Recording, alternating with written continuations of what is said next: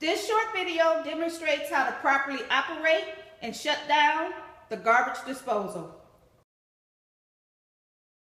To operate, first ensure the disposal is free of foreign objects. Remove the cover and rubber guard and look inside, and then replace the rubber guard. Always ensure the rubber guard is in place when using the garbage disposal. Next, ensure the power is on by turning the red dial. The garbage disposal located in the dish room does not have a power button. It will automatically come on when you push the forward or reverse buttons. Push the start button. The disposal motor will run and water will flow into the disposal.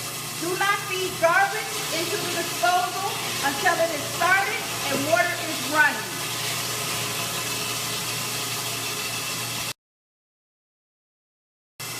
When you are done feeding food into the disposal, let the disposal run a few minutes longer so it can chop up food and push it down the drain before you shut the unit off. If during operation the disposal stops or will not start, call the DPW helpline.